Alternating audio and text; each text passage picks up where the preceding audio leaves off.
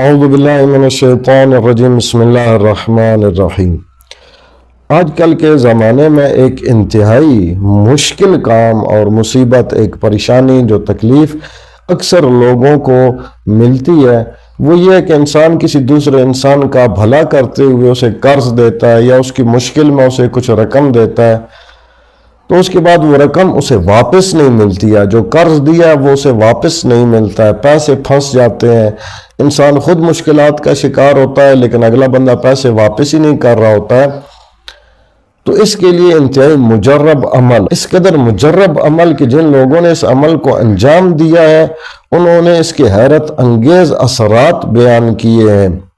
اور بندہ حقیر کی 24 سالہ اس تعلیمی زندگی میں اور خدمت دین کرتے ہوئے جو ہم نے زندگی گزاری ہے، اس زندگی میں اہل بیت علیہ السلام کی احادیث اور روایات میں سوائے اس ایک عمل کے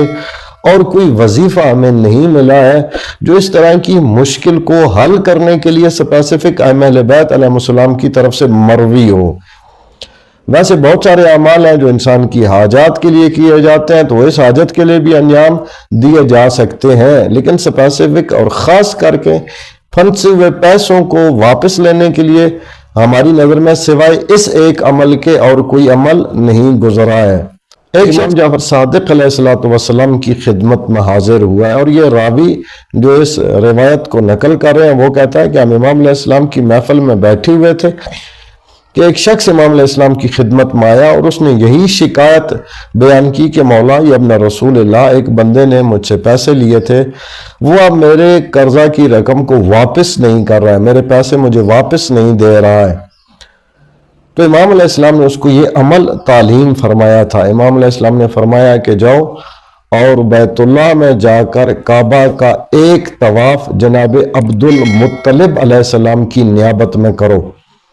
جناب عبد المطلب علیہ السلام کی نیابت میں طواف کرنے کے بعد 2 رکعت نماز جناب عبد المطلب علیہ السلام کی نیابت میں پڑھو۔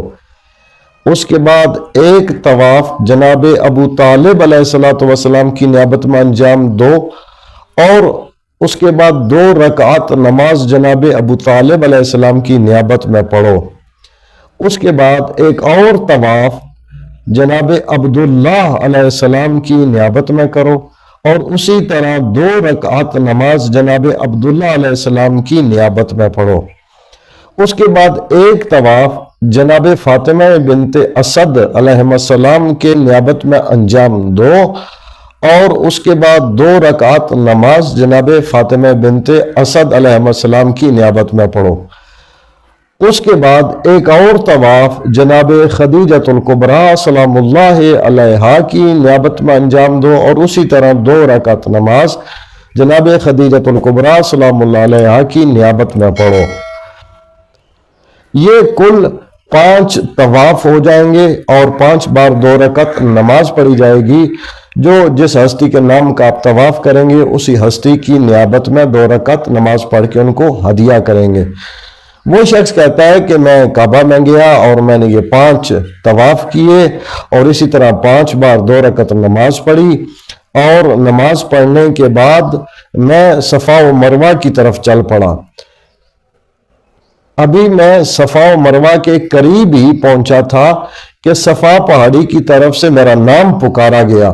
اور جب میں نے پلٹ کر دیکھا تو وہی شخص کھڑا ہے کہ جس نے میری رقم مجھے ادھار میں واپس کرنی تھی، اور اپنی جیب میں ہاتھ ڈال کے وہ رقم کی تھیلی مجھے دیتا ہے اور مجھ سے یہ کہتا ہے کہ بندہ خدا، میں تمہیں کتنی دیر سے تلاش کر رہا تھا کہ تمہاری امانت تمہیں لوٹانا تھی۔ اتنا پر اثر عمل ہے، لیکن ایک بات کی وضاحت یہاں پہ ضروری ہے کہ ایک طواف سے مراد ایک چکر نہیں ہے، بلکہ 7 چکروں کا ایک طواف ہوگا جو آپ ایک ہستی کے لیے پڑھیں گے۔ اسی طرح 7 چکر لگا کے آپ دوسرا طواف کریں گے، اسی طرح 5 طواف آپ 7 چکروں پر مشتمل انجام دیں گے، اور اس کے بعد اسی طرح ہر طواف کے بعد 2 رکعت نماز جو اس مخصوص ہستی کے نام سے طواف کر رہے ہیں انہیں ہدیہ کریں گے۔ اللہ تعالیٰ سے دعا ہے کہ امام زمان عجل اللہ فرج الشریف کے ظہور پر نور میں تعجیل فرمائے اور تمام مومنین و مومنات کی حفاظت فرمائے۔ اپنا اور اپنے چینل راہ نجف کا خیال رکھیے گا۔ اللہم صلی علی محمد وعلی محمد وعجل فرجہم۔